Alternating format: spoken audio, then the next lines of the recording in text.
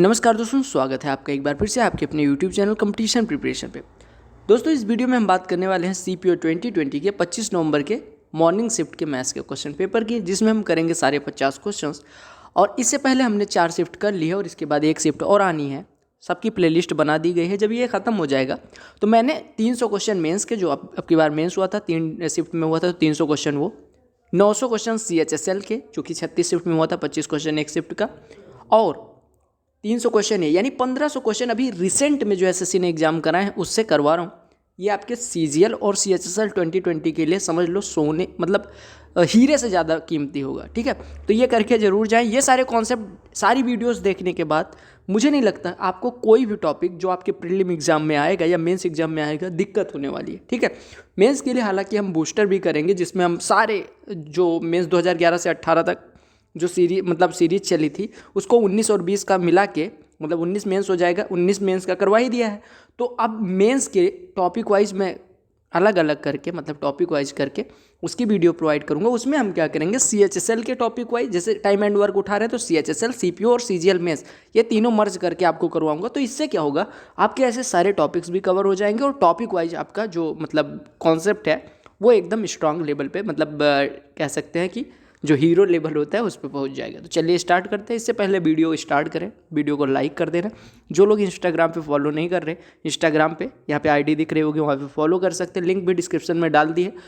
अगर आपका कोई डाउट है या कोई नोटिफिकेशन होता है, मैं टेलीग्राम पे शेयर करता हूँ। टेलीग्राम चैनल की लिंक भी डिस्क्रिप्शन में है, वो भी ज्वाइन कर सकते हैं। और आज इंस्टाग्राम पे इंटरेक्ट किया काफ़ी लोगों से, काफ़ी अच्छा लगा। तो ऐसे में जब भी टाइम होगा तो इंटरेक्ट कर लिया करूँगा। उसमें 2-4 लोगों से बात हो जाती है आप में से, तो काफ़ी सारे डाउट्स क्लियर हो जाते हो, काफ़ी कुछ सीखने को मिलता है मुझे भी और आपको भी। तो चलिए स्टार्ट करते हैं, पहले क्वेश्चन पे आते हैं।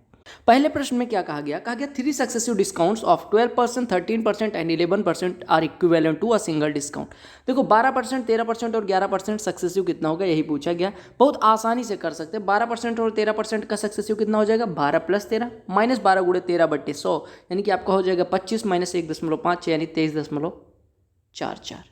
अब 23.44 और 11 का अगर आप निकालने जाएंगे तो 23.44 + 11 -23.44 × 11 करेंगे तो ये आपका हो जाएगा 11 दूना 22, 11 तिया 33, यानी कि 2.5 के आसपास हो जाएगा। यानी आप अगर इसको सॉल्व करेंगे तो ये आपका हो जाएगा 23 और 11 34.44 -2.5, यानी कि लगभग आपका 32% के आसपास रिजल्टेंट बन के आ जाएगा। समझ आ गया। अगले प्रश्न पे आते हैं। बेसिक मैंने करवा दिया है। आपको पता होगा कि पहली शिफ्ट दूसरी शिफ्ट में मैंने इतना बेसिक से करवाया था। हालांकि जो क्वेश्चन नया लगेगा यहाँ भी बेसिक से कर लेंगे। कहा गया A और B कोई कार्य 10 और 5 दिन में कर सकते हैं, यानी A 10 दिन में करता है और B 5 दिन में करता है। ठीक है, कहा गया उन्होंने एक साथ कार्य करना शुरू किया और 2 दिन तक इन्होंने एक साथ कार्य किया। उसके बाद B जो है वो C के द्वारा रिप्लेस कर दिया जाता है, यानी B चला जाता है और C की एंट्री होती है, वाइल्ड कार्ड एंट्री। और कहा गया वर्क जो है अगले 3 दिन में खत्म हो जाता है। तो आपसे कहा गया C अकेला 40% करने में कितना दिन लगाएगा। देखो आपको जो दिख रहा है 10 और 5, अगर हम एलसीएम ले लें तो हम कहेंगे एलसीएम हो जाएगा 10, यानी हम मान लेते हैं 10 यूनिट टोटल वर्क है। A 10 दिन में करता है यानी 1 दिन में 1, B 5 दिन में 10 करता है यानी 1 दिन में 2। दोनों ने स्टार्ट करा, यानी 1 2 3 1 दिन में हो रहा है, 2 दिन कर देंगे तो 6 यूनिट हो जाएगा, यानी अभी बचा कितना है, 4 यूनिट।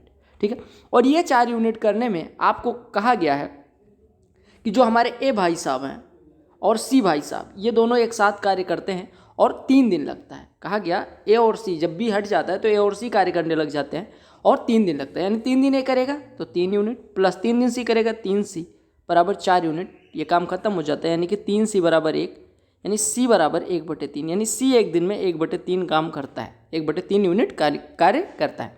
अब कहा गया कि जो टोटल वर्क था उसका 40%, यानी 10 का 40%, यानी 4 यूनिट करने के लिए C को कुल कितने दिन लगेंगे। आपको पता है C एक दिन में करता है 1/3 कार्य, तो 4 यूनिट करने में 4/1/3 यानी 12 दिन लगने वाले हैं। बहुत बेसिक सा क्वेश्चन था, इसमें कुछ था नहीं। आपको कोई भी टॉपिक अगर नहीं समझ में आ रहा है टेंशन बिल्कुल ना लें, क्योंकि हम जब टॉपिक वाइज करेंगे तो उसमें आपका एकदम मैं बेसिक से स्टार्ट करके हीरो लेवल तक करवाऊंगा, तो उसमें कुछ भी दिक्कत नहीं होगी। तो बिल्कुल ना डरें। और अगर आपका फिर भी कोई डाउट आ रहा है तो इंस्टाग्राम है, वहाँ भेज सकते हैं, या आपस में अगर डिस्कस करना है तो ग्रुप बना है टेलीग्राम पे, चैनल ज्वाइन करेंगे उधर मिल जाएगा, जाके ज्वाइन कर सकते हैं। ठीक है, कहा कि अगर इसको गुड़े इसको 10 से डिवाइड किया जाता है तो रिमाइंडर क्या होगा। मैंने क्या बताया, मैंने कहा था कि अगर किसी संख्या से 3 संख्याओं या 4 संख्याओं या 5 या 10 या 1000 संख्याओं के गुणनफल को भाग करना है तो एक एक को भाग करो, और जो शेषफल आए उसका गुणा कर लो। आपको पता है 10 से किसी संख्या में भाग करते हैं तो शेषफल क्या बचता है, इकाई अंक, यानी 3 यहाँ बचेगा, 2 यहाँ बचेगा और 5 यहाँ बचेगा। अब 3 दूनी 6 पंचे 30।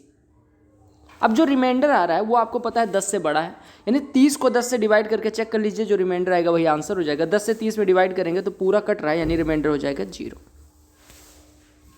तो यहाँ पे आपको एक और कॉन्सेप्ट सीखने को मिल गया कि सर 10 से अगर किसी संख्या को विभाजित करते हैं तो शेषफल क्या बचता है, जो इकाई अंक होता है। अगर मैं कहूँ सर 955 को 10 से डिवाइड करेंगे तो शेषफल क्या बचेगा, इकाई अंक। अगर मैं कहूँ 1 2 3 4 8 9, अगर इसको 10 से डिवाइड करेंगे तो शेषफल क्या बचेगा, 9, यानी इकाई अंक जो होता है वही शेषफल बचता है अगर हम किसी संख्या को 10 से भाग करते हैं। समझ आ गया।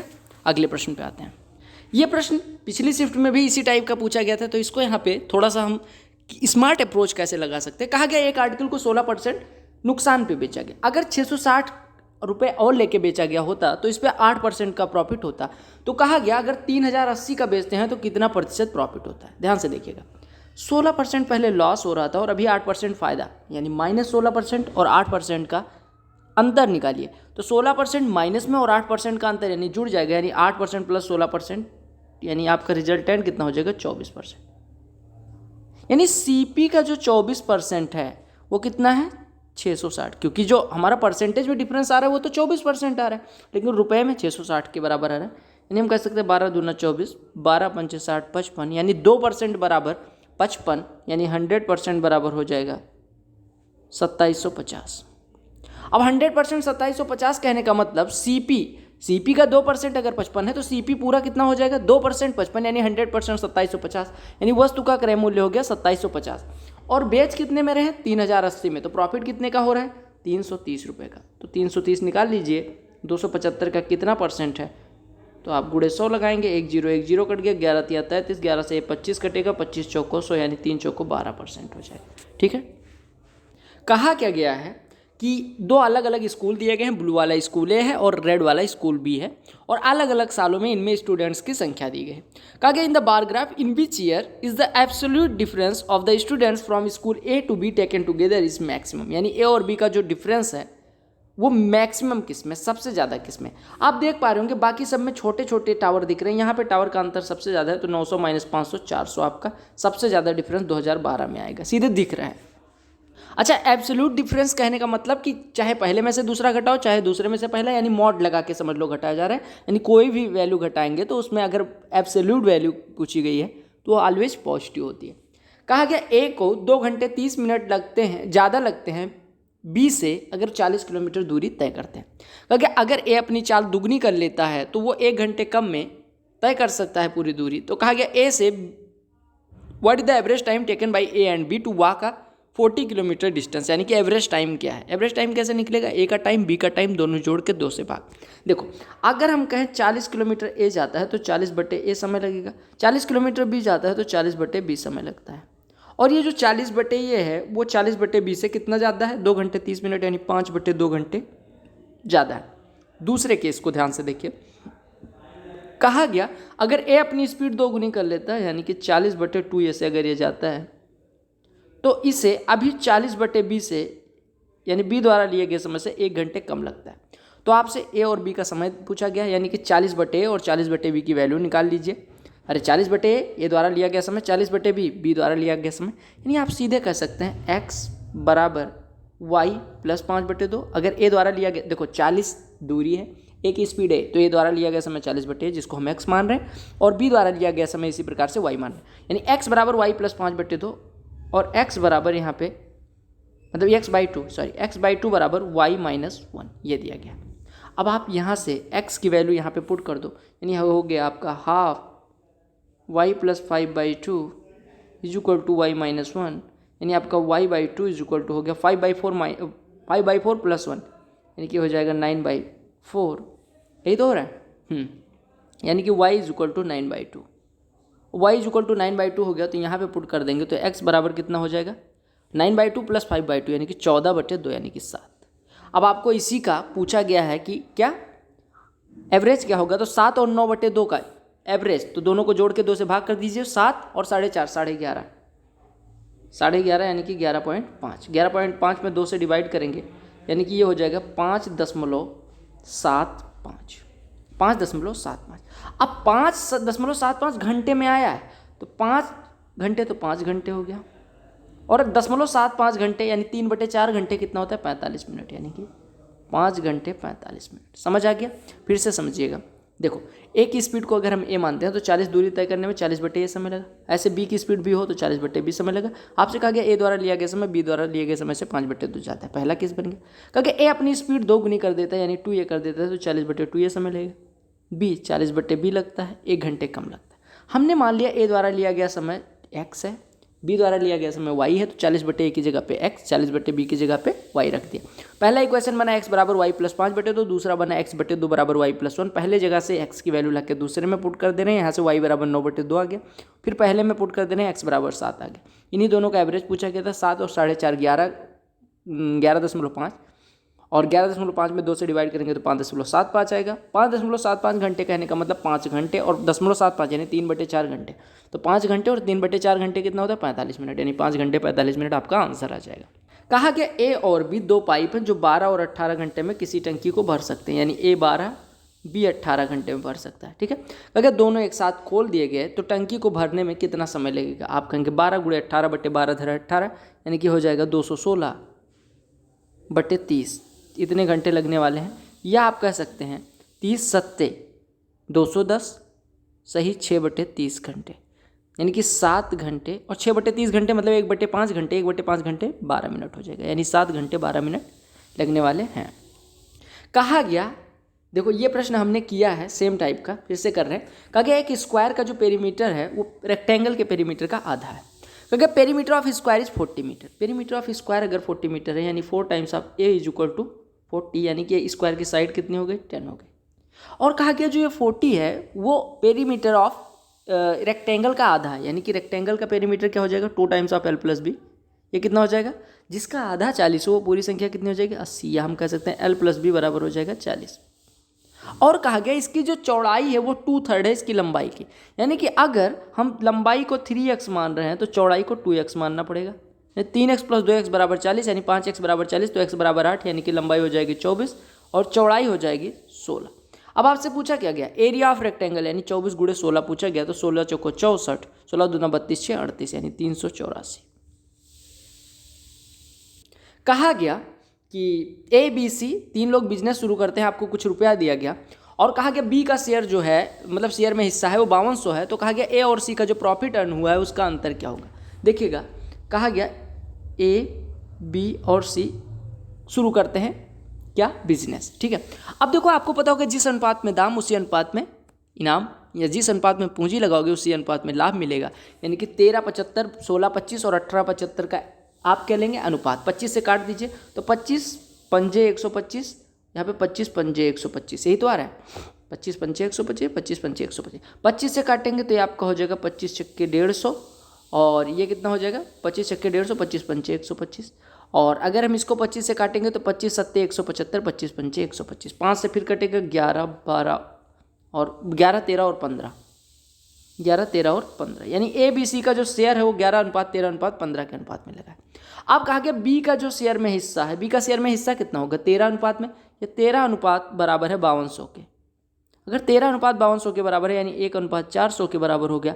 आपसे पूछा क्या गया, आपसे कहा गया ए और सी के बीच जो प्रॉफिट का मतलब रुपया आता है उसका अंतर क्या होगा। ए और सी के बीच प्रॉफिट का अंतर कितना आएगा 15 - 11 यानी कि 4। अगर 1 बराबर 400 है तो 4 बराबर 1600 रुपये हो जाएंगे। ठीक है, अगला प्रश्न देखिएगा, कहा गया 4 cosec square 57 - tan square 33 - cos 90, cos 90 तो जीरो होता है, plus y tan square 66 tan square 24 is equal to y/2, तो y की वैल्यू पूछिए। देखो cosec, अगर हम cosec स्क्वायर 57 की बात करें तो हम क्या लिख सकते हैं cosec 90 - 33, cosec 90 - थीटा क्या होता है sec थीटा, यानी ये लिखा हुआ है sec square 33 - tan square 33, sec square 33 - tan square 33 क्या हो जाएगा 1, क्योंकि आपको पता होगा sec square theta - tan square theta 1 होता है, यानी इसकी वैल्यू 1 हो गई। यानी आपको बेसिकली दिया क्या गया है 4 × 1 4 माइनस cos 90 की कोई वैल्यू नहीं है मतलब जीरो होता है into Y. tan a × tan b मैंने बताया 1 होता है जब a और b का योग 90 अंश हो, यानी 66 24 90, तो इसकी वैल्यू हो गई 1, यानी कि इंटू 1 बराबर y/2 2, यानी आपका हो गया 4 बराबर y/2 माइनस वाई यानी माइनस y/2, यानी y बराबर हो जाएगा -4 दूनी -8। ये प्रश्न देखो, कहा गया एक सीढ़ी है जो किसी दीवार के सहारे थीटा एंगल के कोण पे खड़ी है। सीढ़ी, अब सीढ़ी का कोण कहने का मतलब इस प्रकार से सीढ़ी खड़ी है और इसका जो कोण है दीवार से वो कितना है, थीटा है। इस प्रकार से खड़ी होगी, ये आपका थीटा है। ठीक है, एक मिनट, ये कोण थीटा है। और कहा गया थीटा इस प्रकार से कि tan थीटा बराबर 12/5 है, यानी ये 12 है, ये 5 है। तो आपसे कहा गया जो ये हाइट है सीढ़ी की, ये वाली हाइट, ये 24 है, यानी जो 12 अनुपात है वो वास्तव में 24 के बराबर है, यानी 12 अनुपात 24 हो गया तो 5 अनुपात कितना हो जाएगा, 10। अगर ये 24 है, ये 10 है, ये परपेंडिकुलर, तो ये हो जाएगा 26। तो आपसे कहा क्या गया था, अच्छा यही आपको निकालने को कहा गया था कि ये जो इसका आधार है सीढ़ी का वो दीवार से कितनी दूरी पे है। आप कहेंगे 5 अनुपात पूछा गया था, तो अगर 12 अनुपात 24 के बराबर है यानी 1 अनुपात 2, तो 5 अनुपात 10 हो जाएगा। ये पूछा जाता सीढ़ी की लंबाई कितनी है तो आप 26 कह देते। क्यों? क्योंकि आपको पता है कि 1 अनुपात 2 के बराबर है। अगर ये 5 है, ये 12 है, तो ये 13 होगा, यानी 13 अनुपात 26 हो जाएगा। कहा गया कि ये कुछ इंटरवल दिया गया है हाइट ऑफ स्टूडेंट्स का, तो कहा गया what is the percentage of students whose height is in the class interval 165 to 175। 165 to 175 के बीच में कितने स्टूडेंट्स आते हैं, 14, 12, 26। टोटल स्टूडेंट्स कितने हैं, 26, 10, 36, 6, 42 और 42, 13, 55, 15, 70, यानी 70 में से 26 स्टूडेंट्स ऐसे हैं जिनकी हाइट 165 से 175 के बीच लाई करती है। तो प्रतिशत में कितना हो जाएगा, 7 या 21, 7 7 49, सॉरी 7 या 21, 7 7 49, अरे 50 हो रहा है, अरे 7 या 21, 5 बच रहा है, 50 में 7 7 49, यानी 37% के आसपास आपका आंसर हो जाएगा। ये प्रश्न देखो, ऑफ का मतलब होता है गुणा, 3/4, 4 8 32, यानी कि 40 + 3 ऑफ 8, यानी 40 + 24 64 हो जाएगा। नीचे 37 प्लस आप बोलते 3/4 ऑफ 34 - 6 28, 28 का 3/4 गुना, यानी कि 21 हो जाएगा। 64/58, 2 से काट दीजिए, ये हो जाएगा 32, ये हो जाएगा 29, 32/29, 1 सही 3/29। देखिएगा, कहा गया average of 12 numbers is 39, average of last 5 is this one, first 4 is 40, fifth number is 6 less than 6th number and 5 more than 7th number. आपसे कहा गया 6वीं और 7वीं संख्या का एवरेज क्या होगा। यह पहली शिफ्ट में आया हुआ प्रश्न है। ठीक है, देखो 12 संख्याओं का अगर औसत 39 है तो उनका योग कितना हो जाएगा, यानी सम कितना हो जाएगा, 12 × 39, यानी 480 में से 12 घटा देंगे तो 468 हो जाएगा। ठीक है, कहा गया लास्ट 5 का, यानी लास्ट 5 का जो एवरेज है वो कितना है, 35, यानी उनका योग 5 × 35 175 हो जाएगा। अच्छा, कहा गया फर्स्ट 4 का, यानी फर्स्ट 4 का कितना दिया गया एवरेज 40, यानी उनका योग हो जाएगा 160। और कहा गया जो 5वीं संख्या हम यहाँ पे लिख रहे हैं, 5वीं संख्या, 6ठी संख्या और 7वीं संख्या, इसके बारे में क्या दिया गया, कहा गया कि 5वीं संख्या जो है वो 6ठी संख्या से 6 कम है और 5 ज़्यादा है 7वीं संख्या से। यानी कि 7वीं संख्या की अगर हम बात करें x है तो इससे 5 ज़्यादा है 5वीं संख्या, यानी ये x + 5 है, और ये जो है x + 5 वो 6वीं संख्या से 6 कम है, यानी 6वीं संख्या x + 11 हो जाएगी। अब देखिएगा, इतना समझ आ गया। अब आप एक चीज़ बताइए, पहली 4, 5, 6, 7 और 5 और 12 संख्याएं हो गई, यानी 12 संख्याओं का योग इधर से भी निकाल सकते हैं और आपको दिया भी गया है, यानी हम कह सकते हैं इसका ये बराबर हो जाएगा। अगर हम इनको फुटकर में जोड़ें तो पहली 4 का योग 160 + x + 5 + x + 11 + x + 175, ऐसे भी 12 संख्याओं का फुटकर में योग जोड़ सकते हैं, यानी x + x + x, यानी 3x हो गया। 175 × 5 180, 160 340 और +11 351, यानी हमारा 3x = हो जाएगा, ये हो जाएगा 117, यानी x बराबर कितना हो जाएगा 39। अब x बराबर 39 हो गया तो कहा गया 6 और 7 नंबर का एवरेज क्या होगा। 6th नंबर है ये, 7th नंबर है ये, तो एवरेज कितना हो जाएगा x + 11/2, यानी कि 2x + 11/2, यानी x + 5.5, यानी एवरेज हो जाएगा x की वैल्यू 39 + 5.5, यानी 44.5। बेसिक से करके भी हम आसानी से कर सकते हैं।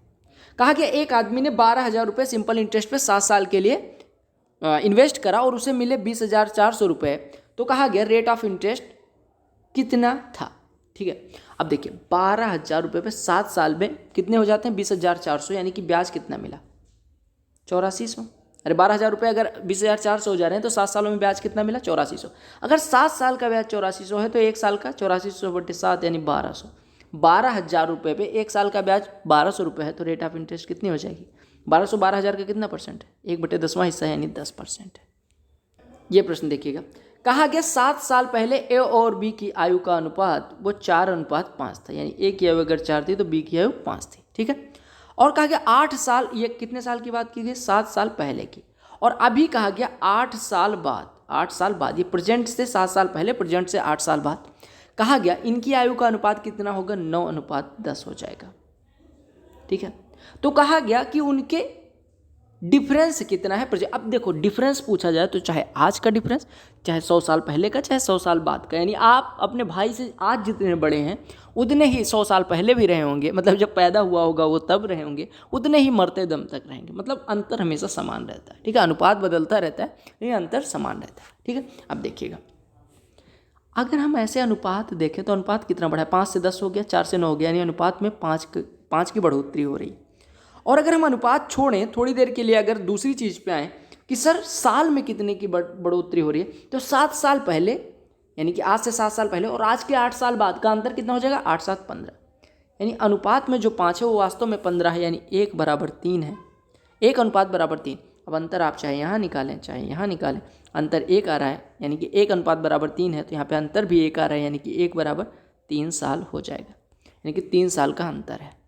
कहा गया जो दिया गया पाई चार्ट है वो आइसक्रीम फ्लेवर से शायद पहले या दूसरे शिफ्ट में आया हुआ है 23 तारीख को। कहा गया अलग अलग चॉकलेट फ्लेवर, आइसक्रीम फ्लेवर है जो लोगों को पसंद आता है, स्ट्रॉबेरी है, बटर स्कॉच है, चॉकलेट है, वेनिला है, अदर है। ठीक है, कहा गया in 2015 if the total sale of chocolate flavour is 5160 then the total sale of vanilla flavour is.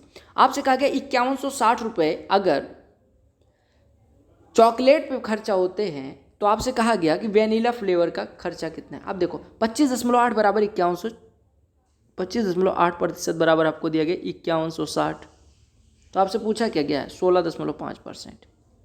सीधे दिख रहा होगा कि इसका 2 गुना हुआ है और 2 गुने में 20 के बाद एक जीरो बढ़ गया, यानी कि 1% बराबर हो जाएगा 200, 1% बराबर 200, 16.5% हो जाएगा 3300। ये प्रश्न मैंने करवाया है लेकिन फिर भी देख लो। कहा गया एक आदमी एक मॉल के नज़दीक, मतलब इसी शिफ्ट में पूछा गया था शायद फर्स्ट या सेकंड शिफ्ट में। आप अगर फर्स्ट और सेकंड शिफ्ट करके गए होंगे एनालिसिस प्रॉपर तो सेम क्वेश्चंस दिख रहे हैं, सेम मतलब 10-10 क्वेश्चन सेम दिख रहे हैं। कहा गया एक आदमी मॉल के किनारे इस प्रकार से खड़ा था, ये मॉल है, ठीक है, इसके किनारे इस प्रकार से खड़ा था 1215 मीटर दूरी पे, कि ये मॉल का टॉप देख पा रहा था। ठीक है, और इस प्रकार से देख पा रहा था कि एक पेड़ इसके बीच में आ रहा था जिसका पेड़ का भी टॉप ये देख पा रहा था। ठीक है, अच्छा अब आपसे कहा गया हाइट जो है मॉल उसकी ट्री की 20 है और वो 60 मीटर दूर है इससे, किससे, ये दूरी आपको दी गई 60, यानी कि आदमी से 60 मीटर दूरी पे पेड़ है। तो आपसे मॉल की ऊंचाई पूछे। अब देखो 20 और 60 का जो अनुपात होगा वही मॉल की ऊंचाई और 1215 का होगा, यानी 20/60 यानी 1/3 बराबर हो जाएगा हाइट ऑफ मॉल बटे 1215, यानी हाइट ऑफ मॉल कितना हो जाएगा 1215/3 यानी 405 मीटर। काम खत्म। कहा गया कि एक ऐसी संख्या के अंकों का योग बताना है जो 15, 18 और 36 से डिवाइड करने पर रिमाइंडर 9 छोड़ती है सब केस में और 11 से डिविजिबल है। अब मैंने क्या बताया था, ऐसा क्वेश्चन जब करवाया था कि सर अगर इससे डिवाइड होने पे रिमाइंडर को छोड़ती है तो इनका एलसीएम ले लेना है। 15, 18 और 36 का एलसीएम हो गया 180, यानी हमारी जो भी संख्या होगी वो 180n + 9 के फॉर्म की होगी। अब इसको 11 से डिविजिबल होना है। 11 से डिविजिबल होने के लिए आप n बराबर, देखो n बराबर आप पुट करके देख लो कि क्या पुट कर सकते हैं। n बराबर आप अगर 6 क्या पुट कर सकते हैं, पहले 11 से इसको डिवाइड करो, तो 11 से डिवाइड करोगे 11 × 9 11, 7 70, 11 छक्के 66, यानी 16n तो बाहर आ गया और प्लस 4n + 9/11 बच रहा है। अब अगर इस संख्या को 11 से डिविजिबल होना है तो 4n + 9 को किससे कटना पड़ेगा, 11 से। तो n बराबर 6 रख के ट्राई करो तो 4 छक्के 24, 9 33, जो कि 11 से कट जा रहा है, यानी पूरी संख्या 11 से कट जाएगी। यानी n बराबर 6 रखा तो हमारी संख्या कितनी आ गई, 18 छक्के 108, यानी 1080 और 9 1089। अच्छा, जो पिछली शिफ्ट में आया था वहाँ पे ये पूछा गया था कि संख्या क्या होगी, आज पूछ लिया गया संख्या के अंकों का योग क्या होगा। तो 1089 के अंकों का योग कितना हो गया, 9 8 17 1 18। ये प्रश्न देखो ये भी हमने करा है, यहाँ पे मैं बहुत तेजी से कर रहा हूँ। कहा गया 110 को x% घटाया जाता है, यानी 110 × 100 - x/100 हो जाता है। ये सेम रिजल्ट देता है अगर हम 50 को x% इंक्रीज कर देते हैं, यानी 50 को x% इंक्रीज करने का मतलब 100/x हो जाता है। तो कहा गया 650 का x% क्या होगा, अच्छा 650 का x%, x - 10% ऑफ 780 से कितना ज़्यादा होगा। अब देखो सॉल्व करो अगर तो 50 से ये 0 कट गया, यानी कि आपका हो गया 1100 माइनस 11x बराबर 500 प्लस 5x, यानी 16x बराबर 600, यानी x बराबर हो गया, ये आपका हो जाएगा 150 75/, ये आपका हो जाएगा 2, 75/2। अब x बराबर 75/2 हो गया। अब देखो आपसे कहा गया x परसेंट ऑफ 650, यानी 75% ऑफ 650, x माइनस 10% ऑफ 780 से कितना ज़्यादा है, तो आप x percent of 650 निकालिएगा, x minus 10% of 780 solve करेंगे, आपका आंसर आ जाएगा। ठीक है, अब ये सब क्वेश्चन करवाने का मन नहीं करता, लेकिन फिर भी करवाना पड़ रहा है क्योंकि आप लोग नल्ले कर ही नहीं रहे हो। कहा गया ए और बी 16 और 24 घंटे में कोई कार्य कर सकते हैं, यानी टंकी भर सकते हैं। कहा गया सी जो है वो विनाशकारी पाइप है जो 40 घंटे में इसे खाली कर सकता है। ठीक है, तीनों को कहा गया एक साथ खोल दिया जाता है, सी को 10 घंटे बाद बंद कर दिया जाता है, तो कितने घंटे में रिमेनिंग पार्ट भरेगा। अब देखो 16, 24 और 40 का एलसीएम हो गया 120 ने 240 लीटर टंकी में कुल पानी आएगा, तो ये 1 घंटे में भरेंगे 15, ये भरेंगे 10 और ये निकालेंगे 6 लीटर। अब अगर तीनों एक साथ कार्य करते हैं तो 15, 10, 25 गिरेगा और 6 लीटर निकलेगा, यानी कि 19 लीटर भरा जाएगा। और 19 लीटर अगर 10 घंटे तक यही काम चलता रहा तो 190 लीटर टंकी हमारी भर जाएगी फिर भी, यानी अब बचा 50 लीटर। अब 50 लीटर कौन कौन भरेगा, ए और बी, क्योंकि सी को तो बंद कर दिया गया, सी जो निकाल रहा था पाइप उसको बंद कर दिया गया, यानी कि अब ए और बी मिलके 1 घंटे में भरेंगे 15, 10, 25, 50 लीटर भरने में 50/25 यानी 2 घंटे का समय लगेगा। ये प्रश्न देख लो, कहा गया ए बी का दुगना अच्छा कारीगर है, यानी कि अगर ए 2 यूनिट करता है तो बी 1 ही यूनिट कर पाता है, यानी ए का हो गया 2, बी का हो गया 1 यूनिट। ठीक है, अब कहा गया ये दोनों एक साथ कार्य करते हैं तो 13 दिन लगते हैं, यानी 2 1 3 एक दिन में हो रहा है, 13 दिन में काम खत्म हो रहा है, यानी 39 यूनिट टोटल वर्क हो गया। तो कहा गया ए कितने दिन में करेगा, तो ए करता है 1 दिन में 2, तो 39 करने में 39/2 यानी 19.5 दिन करेगा। यह प्रश्न देख लो, कहा गया देखो पहले नीचे से 100 कॉमन ले लो, 100 कॉमन ले लोगे तो आपका बचेगा क्या, 5.35 को ए मानो तो ये ए का क्यूब बचेगा प्लस बी का क्यूब, नीचे बचेगा a square plus b square minus a b. सीधे आपको दिख रहा होगा a cube plus b cube से ये कट जाएगा, यानी ए प्लस बी बचेगा। अब अगर ए प्लस बी वैल्यू पुट करें तो ये हो जाएगा 1/100 इंटू ए प्लस बी, यानी 5.35 प्लस 3.65, यानी कि 9 में 100 से डिवाइड करेंगे 0.09 आंसर मिल जाएगा। ये क्वेश्चन मैं इतना तेज इस वजह से कर रहा हूँ क्योंकि पिछले शिफ्ट में 3 बार मैं ये कर चुका हूँ। डिट्टो डीआई पूछी गई है किसी और शिफ्ट में। कहा गया कि the given bar graph what is the मतलब in the given bar graph what is the ratio of students taken from 2008, 12 and 13, 12 और 13, 2008, 12 और 13 में स्कूल ए से, स्कूल ए बोले तो ब्लू वाले, यानी कि 640, 900 और 750, इसका अनुपात निकालना है किससे, 2009, 10, 11, 9, 10, 11 में किससे, बी वाले से यानी रेड वाले से, तो 820, 600 और 750 यानी 820 प्लस 1350, यानी कि ये हो गया 0 आ जाएगा, 5 4 9 हो जाएगा, 7 9 16 6 22 हो जाएगा, बट्टे ये आपका हो जाएगा 0 2 5 7 2170, ये कट गया 229/217 आ गया। ये प्रश्न भी हमने किया है। कहा गया एक ट्रेन है एक्स जो कि 74 किलोमीटर प्रति घंटे की स्पीड से रन कर रही है, दूसरी ट्रेन है वाई जो 52 किलोमीटर प्रति घंटे से अपोजिट डायरेक्शन में रन कर रही है, उन दोनों को पार करने में 12 सेकंड का समय लगता है एक दूसरे को। तो कहा गया वाई की जो लेंथ है वो एक्स की लेंथ की 2/3 है, तो आपसे वाई की लेंथ पूछी गई। देखो ये है एक्स, ये है बहन वाई। अब कहा गया कि जो एक्स की लेंथ है, ठीक है, वाई की जो लेंथ है वो एक्स की लेंथ की 2/3 है, यानी कि अगर इसकी लंबाई 3L है तो इनकी लंबाई 2L है। ठीक है, अच्छा उल्टा कर दिया, अगर x की लंबाई 3L है तो y की लंबाई 2L है। ठीक है, अब देखो एक दूसरे को पार करने में इनके द्वारा चली गई कुल दूरी 3L प्लस 2L। चाल आपको पता है 74 और 52 जुड़ेगा 126, अगर 5/18 से गुणा कर देंगे तो ये हो जाएगा 35 मीटर पर सेकंड। ये हो गई चाल, ये हो गई दूरी, तो दूरी बट्टे चाल बराबर होता है समय, कितना समय लगता है 12, यानी 5L मतलब 5L बट्टे 35 यानी L/7 बराबर 12, यानी L बराबर हो गया 12 × 84 मीटर। अब अगर L बराबर 84 आपसे Y की लेंथ पूछी गई थी, यानी 2L, 2 × 4 8, 2 8 16, यानी 168 मीटर हो जाएगा। ये प्रश्न तो आपने किया होगा ना। देखो प्रश्न में क्या है, क्या गया x + y + z दिया गया, x² + y² + z² दिया गया, xz बराबर y² दिया गया। अब मेरे भाई जब अगर इतना सब कुछ दे दिया गया तो आपसे x - z पूछ लिया गया है ना, x - z पूछ लिया गया। अब देखो आपको सीधे सीधे दिया गया है, अगर हम यहाँ से सॉल्व करें तो आप कह सकते हो कि इसका स्क्वायर कर दो, तो ये होएगा क्या, x² + y² + z² यानी 133 plus 2 times of xy plus yz और प्लस zx की जगह पे y² रख दो, ये बराबर आपका हो जाएगा 19 का स्क्वायर 361, ये इधर चला जाएगा, यानी 2 times of xy plus y z plus z x, यहाँ से कुछ कॉमन आता दिख रहा होगा वाई, यानी ये बचेगा x plus y plus z, ये बराबर आपका आ गया 361। 361 में से 133 घटेगा तो आपका कितना हो जाएगा 28, 228। ठीक है, ये कट्टा 114 आ गया। वाई की x plus y plus z की वैल्यू 19 है, 19 छक्के 114, यानी वाई की वैल्यू हो गई 6। वाई की वैल्यू अगर 6 हो गई तो आपको पता चल गया एक्स जेड बराबर 36 है, और यहाँ से एक्स प्लस जेड बराबर 13 है। तो आप एक्स माइनस जेड अगर पूछा गया है तो एक्स माइनस जेड क्या होता है, अंडर रूट में एक्स प्लस जेड का होल स्क्वायर यानी 169 माइनस 4 टाइम्स ऑफ कितना एक्स जेड, यानी कि 4 टाइम्स ऑफ 36 यानी 144। 169 में से 144 घटेगा 25, उसका वर्गमूल 5, तो आपका आंसर 5 हो गया। वैल्यू पुटिंग भी ट्राई कर सकते थे, लेकिन अगर आप करना चाहें तो। कहा गया इस पाई चार्ट में, जो बटर स्कॉच वाला पाई चार्ट है, कहा गया 2005 में 40% of other categories mixed fruit flavour and 1570 people surveyed preferred mix fruit flavour, then how many people were surveyed. कहा गया कि 2005 में 40% जो अदर का है, यानी अदर कितना है 15.7%, इसका 40% यानी इसका 2/5 ये मिक्स फ्रूट फ्लेवर पसंद करते हैं, और इनकी संख्या दी गई है 1570।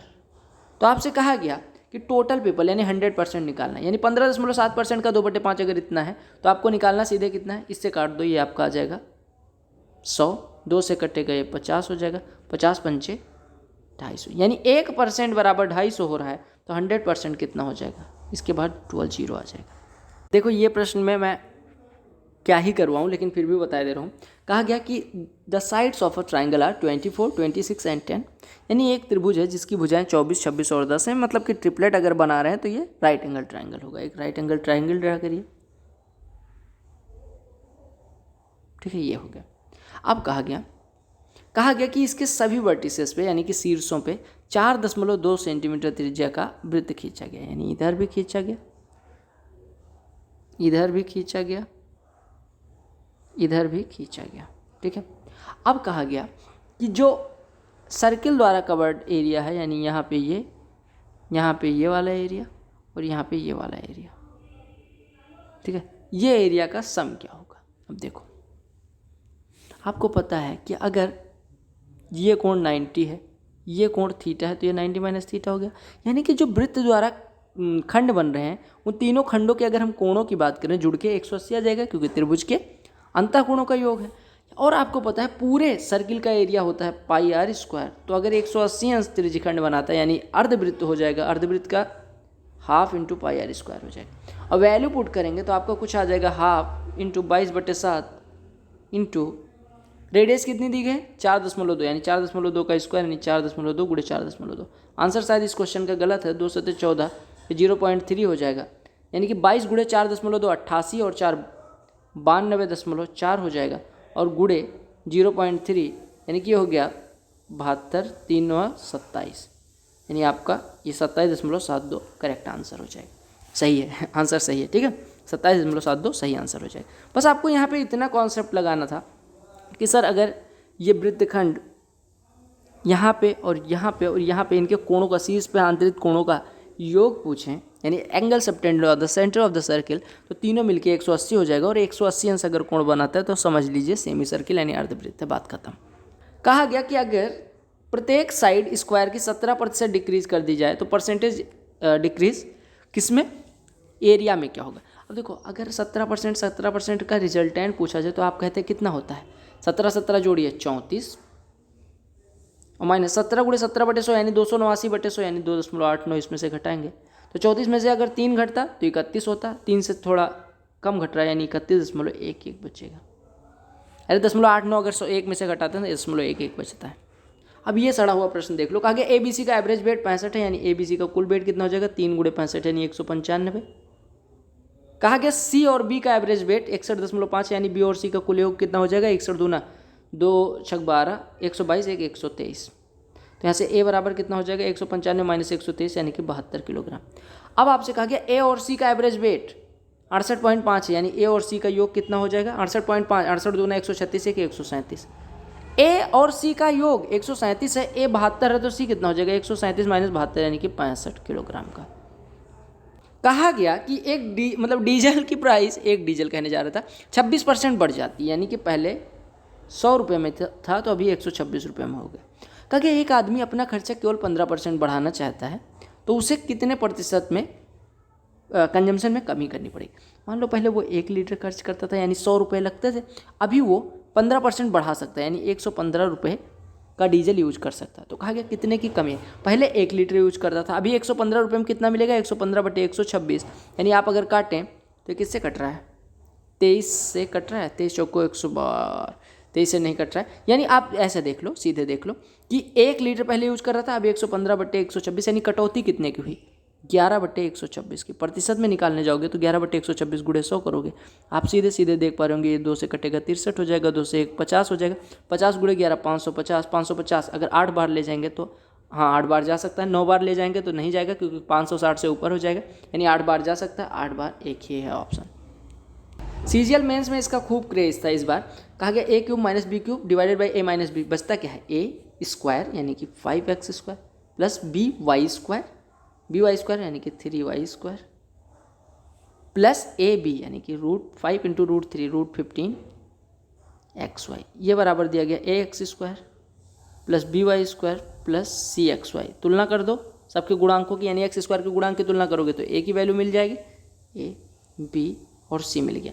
अब 3a यानी कि 15 माइनस बी यानी कि -3 माइनस √15 × सी यानी कि √15 × √15 यानी कि ये 15 हो जाएगा, 15 कट गया, -3 आंसर हो गया। कहा गया दो संख्याओं का अनुपात 7:11 है, HCF 28 है, तो योग क्या हो। मैंने बताया आपको कि अगर दो संख्याओं का HCF दिया गया है और उनका अनुपात दिया गया है तो उनका जो योग होता है वो अनुपात को जोड़ो, 7 11 18 और उसमें 28 से गुणा कर दो, 18 गुणे 28, 18 दूना 36, 360 और 144 जोड़ देंगे 504 हो जाएगा। क्योंकि पहली संख्या आपको पता है अगर किन्हीं दो संख्याओं का अनुपात A अनुपात B है और उनका HCF जो है x है तो पहली संख्या AX दूसरी संख्या BX होती है। अब अगर योग कहा जाए तो AX प्लस BX करेंगे और फिर x कॉमन आ जाता है यानी बचता है A plus b into x. वही मैंने करवाया कि आप क्या काम करो, अनुपात को जोड़ दो, यानी A और B को जोड़ोगे तो A प्लस बी मिलेगा और HCF से गुणा कर दो, यानी ये समझ आ गया ना। तो कोई चीज़ ट्रिक नहीं होती, सब चीज़ बेसिक होता है। बेसिक अगर आपका क्लियर है तो ट्रिक आप तड़ाक से चुटकियों में अप्लाई कर सकते हो। कहा गया ए की जो सैलरी है वो बी की सैलरी से 30% ज़्यादा है। बी की सैलरी अगर 100 है तो ए की सैलरी 30% ज़्यादा है यानी 130 है। कहा गया बी की सैलरी ए की सैलरी से कितने % कम है, बी की सैलरी कितनी कम है 30, कितने प्रतिशत हुआ 30 130 का, तो 30/130 गुणे 100 करेंगे, 13 दूना 26, 4 40, 13 तिया 39.1%, 0.09 करके आएगा लेकिन 1 मान ले रहे हैं। ये लो आइसक्रीम फ्लेवर की बात हो रही है 2005 में 2015 में। कहा गया if a percentage point shift results in annual additional sales of Rs 5000।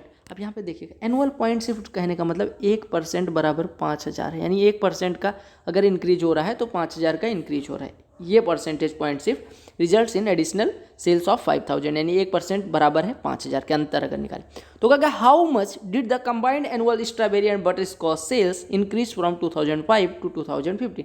2005 में स्ट्रॉबेरी और इसका कितना था 18 10 28 1 29.7 था और 2015 में कितना हो गया, 2015 में स्ट्रॉबेरी और इसका हो गया 20 16 36 1 37.1। तो कितना बढ़ा आप कहेंगे 0.4 में 7.4 और आपको पता है कि 5000 1% के शिफ्ट पे आता है तो 7.4% की शिफ्ट पे 7.4 गुणे 5000 यानी कि 3.37 के बाद 3 0 लगा देंगे, 3 0 है, ठीक है। ये प्रश्न भी करवाया है लेकिन आप लोग मानोगे तो है नहीं। तो कहा गया what is the ratio of average of total students from school B to average of total number of students from school है। अब एवरेज का अनुपात पूछा जाए या सभी स्टूडेंट्स की संख्या का अनुपात पूछा जाए, बात बराबर है तो जोड़ दो। तो ब्लू वाला जोड़ो तो 6 8 1440, 5 1940, 7 2640, 9 3540 और 7 4240, 4290 हो गया। ए स्कूल की बात करें अगर तो, और बी स्कूल की बात करें तो 5 8 1370, 6 1970, 7 2670 और 50 2720, 2705, 3220, 3200 और 4 3601 3700। 1 0 1 0 कट गया यानी अनुपात हो गया 429:370, 429:370। कसम से भाई ये सारे क्वेश्चन करे हमने। x power 4 plus 1 x power 4 अगर 194 हो तो x square plus 1 x square कितना हो जाता है अंडर रूट में 196, एक्स स्क्वायर प्लस 1/x² कितना हो जाएगा 14। अब एक्स स्क्वायर प्लस 1/x² से एक्स प्लस 1/x बराबर आ जाएगा 4, एक्स प्लस 1/x 4 हो गया तो प्लस 2 यानी कि 6। अब ये सब प्रश्न क्यों पूछे जा रहे हैं? एक ही शिफ्ट में अभी पूछा गया पिछले में, फिर 3 बार वही पूछ रहे हो, कौन नहीं कर पाएगा? ये देखो, ये प्रश्न कहा गया त्रिभुज ABC में BD परपेंडिकुलर है AC पे। किसी भाई ने एक कमेंट भी किया था कि सर ये क्यों होता है, तो आज थोड़ी सी बात उस पर भी करेंगे। ये A है, अच्छा B है, सॉरी, ये A है, ये C है, ये B है, ये D है, ठीक है। कहा गया BEA, अच्छा EBC पे एक बिंदु इस प्रकार से है, E जो है BC पे एक बिंदु इस प्रकार से कि BEA बराबर x है, यहाँ पे E कर दीजिएगा, BEA बराबर x है, ये x है, ठीक है। कहा गया EAC कौन सा कोण बनेगा भाई साहब? एक मिनट, कहाँ पे है? E is a point on BC, अच्छा है, यही हमने गलत कर दिया। E एक बिंदु BC पे इस प्रकार से है कि BEA बराबर x अंश, यहाँ पे मान लो E बिंदु है, BEA बराबर x अंश है, ठीक है। कहा गया EAC बराबर 162, केवल 62 अंश, EAC यानी कि EAC कहाँ पे है? ये वाला कोण, ये कितना दिया गया? 62 अंश है। कहा गया EBD यानी ये वाला कोण 60 अंश है। तो आपसे x की वैल्यू पूछी गई, ध्यान से देखिएगा। ये 90 है, ये 62 है, तो ये कितना हो जाएगा? 28। क्यों? क्योंकि आपको पता है ये 62 है तो ये 28 हो जाएगा, एक कोण 90 है, तो अगर ये 28 है तो ये भी 28 हो जाएगा। अब एक 60 है, एक 28 है, तीसरा कितना हो जाएगा? 180 माइनस 60 प्लस 28 88, यानी कि आपका आंसर हो जाएगा 92। बहुत ईजी सा क्वेश्चन है, मुझे लगा दूसरा क्वेश्चन है तो इसी वजह से मैं उस माइंड सेट में था, ठीक है। ये प्रश्न देख लो, इसमें कुछ भी नहीं है लेकिन आप लोग करवाओगे। कहा गया the number of student whose height is in the class interval 165 to 170 is what percentage less than number of students whose height is interval of 150 to 155, यानी 150 से 155 के बीच जो स्टूडेंट्स की संख्या 15, वो कितना प्रतिशत कम है? 165 से 170 यानी कि 14, यानी कि जो 14 है वो 15 से कितना कम है? आप कहेंगे 1 कम है, तो अगर प्रतिशत में निकालेंगे 1/15, 1/15 कितना होता है? आप सीधे कह देंगे 15 छक्के 90 और 10 बचता है 15 सत्ते 105, यानी 6.7% के आसपास। कहा गया त्रिभुज ABC में B और C के बाइसेक्टर O पे मिलते हैं। बाइसेक्टर जहाँ पे मिलते हैं उस बिंदु को क्या कहते हैं? एंगल बाइसेक्टर किसी ट्रायंगल के जहाँ पे मिलते हैं उसको क्या बोलते हैं? इन सेंटर। BOC आपका इन सेंटर हो गया। ये मैंने कराया भी है कि BOC 90 + a/2 होता है। BOC कितना होता है? 90 + a/2 क्यों होता है? 3 बार करवाया है, आवाज़ नहीं करवाऊंगा। 90 + a/2 3 बार कब करवाया? CPO के ही शिफ्ट में। ये बराबर दिया गया 134। तो आपसे कहा गया A की वैल्यू कितनी होगी? इधर ले आओ 90 को, यानी a/2 बराबर हो गया 44, यानी a बराबर 44 दूना पहाड़ा पढ़ लीजिएगा। सिलेंडर के बेस की रेडियस दी गई है, इसका वॉल्यूम दिया गया है, curve surface area. Curve surface area cylinder के लिए क्या होता है? 2πr है, जहाँ पे r बेस रेडियस, h ऊंचाई। आपको दिया गया है रेडियस ऑफ बेस 14 और वॉल्यूम क्या होता है? पाई 22/7 गुणे r स्क्वायर, 14 गुणे 14 गुणे h बराबर 6160। 22 से काटेंगे, 22 दूना 22 अट्ठे 0, 14 से काटेंगे 14 20, 7 दूनी 14, 2 से 1 कटेगा 10, यानी h बराबर आ गया 10। h पता है, r पता है, वैल्यू पुट कर दो, यानी यहाँ से कर्व्ड सरफेस एरिया 2πrh हो जाएगा 2, 22/7 14 10, 7 2 4 22 88 10 880। वैल्यू पुटिंग से ये क्वेश्चन कर सकते हो ट्रिगो का। बहुत दिन बाद ट्रिगो महाराज देखने को मिले हैं तो इनकी इज्जत करते हैं, इनको ऐसे बेइज्जती नहीं करिएगा। अदरवाइज आप थीटा बराबर 60 ट्राई कर सकते हैं। तो थीटा 60 ट्राई करेंगे तो अगर ये 0 आ जाता है थीटा की वैल्यू 60 हो जाएगी, तो जगह 4 - 2 times of sine square theta, sine square 60 यानी कि 3/4 -5/2, यानी ये हो गया 4 - 3/2 -5/2, 3 5 8/2 माइनस का यानी कि -4, 4 - 4 0, खत्म। थीटा 60 हो गया, कॉस थीटा tan थीटा, हर बराबर कर दो। पहली शिफ्ट का क्वेश्चन है हूबहू। अच्छा मान लो ऐसे ना करना होता तब कैसे करते? आप साइन को यहाँ पे कॉस में बदलना इजी था तो आप बदल लेते। तो 4 - 2 साइन स्क्वायर थीटा को हम लिख सकते हैं 2 - 2 cos square theta, minus already लगा हुआ है तो प्लस में आ जाएगा, -5 cos theta is equal to 0। ये हो गया 2 cos square theta -5 cos theta plus 2 is equal to 0। इसको फैक्टराइज करेंगे तो ये बनेगा 2 cos theta -1, 2 cos theta plus 2, 2 cos theta -2, ठीक है। अच्छा नहीं 2 कॉस थीटा -2 और -2, ये कितना हो जाएगा -2। ठीक है, एक बार देख लीजिएगा, 2 दूनी 4 और ये कितना cos थीटा -2 यहाँ पे बचेगा 2 cos स्क्वायर थीटा। हाँ ठीक है, अब सही हो गया।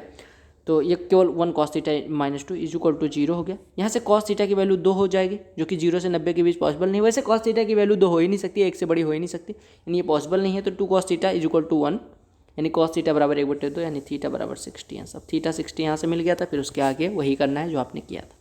एक 9 अंकों की संख्या जो 72 से डिविजिबल दी गई है, आगे x + y की वैल्यू निकालो। 72 से डिविजिबिलिटी का मतलब क्या होता है?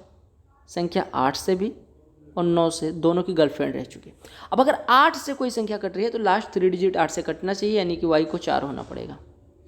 ठीक है, 8 9 72 और 6 64, y बराबर 4 हो गया। अब 9 से डिविजिबिलिटी के लिए रूल क्या है? 9 से डिविजिबिलिटी का रूल यही है कि सम ऑफ डिजिट्स 9 से कटना चाहिए। सम ऑफ डिजिट्स करने जाओगे 7 8 15 5 20 3 23 6 29 7 36 8 44 4 48 प्लस x इसका हो जाएगा सम ऑफ डिजिट्स।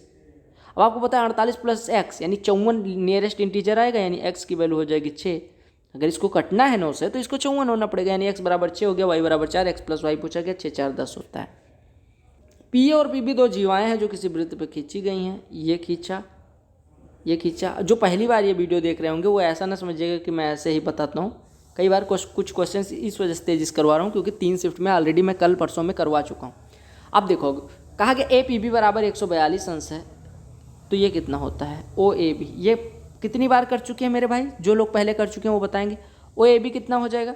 आपको पता है अगर ये कोण 2 थीटा हो तो इसका आधा होता है, ये 142 है तो ये कितना हो जाएगा? 71 अंश। अब ये सब प्रश्न जो पहले करे होंगे मुझसे, प्रीवियस ईयर जो मैंने करवाया था, तो भाई आप जाके हवा में करके आए होंगे ये प्रश्न। कहा गया एक सर्कल है जो किसी त्रिभुज के अंदर बनाया गया है। ये प्रश्न शायद दूसरी शिफ्ट का है, मतलब कुल मिला के इनके पास प्रश्न खत्म हो गए और इन्होंने क्या एक ही प्रश्न चेप दिया हर शिफ्ट में। देखो, कहा गया ए बी सी। अरे अगर नहीं तुम्हारे पास नहीं है तो तमाम टीचर्स हैं यूट्यूब पे जो नल्ले बैठे हैं हम जैसे, वो बना देंगे तुम्हारे लिए पेपर, तुम अच्छे से करवाओ यार। देखो, ए बी आर पे टच करता है, ये पी पे। कम से कम एक पेपर ढंग का तो करवा लो, MTS से भी लो लेवल का पेपर करवा रहे हो। देखो, कहा गया कि ए क्यू बराबर है 2.6। अगर ए क्यू 2.6 है तो ए आर भी 2.6 होगा। क्यों? रीजन पता होगा, क्योंकि एक बाहरी बिंदु से वृत्त पे खींची गई 2 स्पर्श रेखाओं की लंबाइयाँ बराबर होती है, रेखाओं नहीं रेखाओं। ठीक है, PC बराबर 2.7, PC बराबर 2.7। अगर PC 2.7 है तो ये भी 2.7। BR 3 है, BR 3 है तो ये भी 3 हो जाएगा। पेरीमीटर पूछ सकते हो, उससे ज़्यादा इनकी औकात नहीं, तो 3 3 6 और 5.4 11.4 और 5.2 यानी कि 16.6 हो जाएगा। ये प्रश्न 30 बार पूछ चुके हैं CPO में ही। कहा गया एक साइड रोम्बस की 13 है, एक डायगोनल 24 है, तो दूसरे मतलब एरिया पूछी गई है।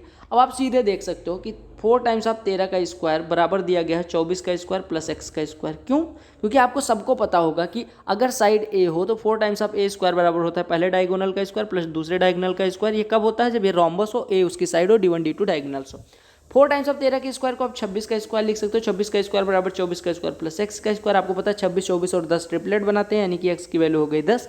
अब x 10 हो गया, आपको पता है एरिया होता है half times of D1 into D2, यानी हाफ टाइम्स ऑफ 24 इंटू 10। 24 10 240, 2 से डिवाइड करेंगे 120 आंसर आ जाएगा। पता है कहीं ट्रिक की जरूरत ही नहीं। कोई धन 4 साल में इतना होता है, 5 साल में इतना होता है, सर्टेन रेट ऑफ परसेंट पे। कहा गया कि अगर 10,000 रुपये को सेम इंटरेस्ट के लिए वारो किया जाता है तो उस पर कितना कंपाउंड इंटरेस्ट लगेगा सेम रेट ऑफ इंटरेस्ट पे।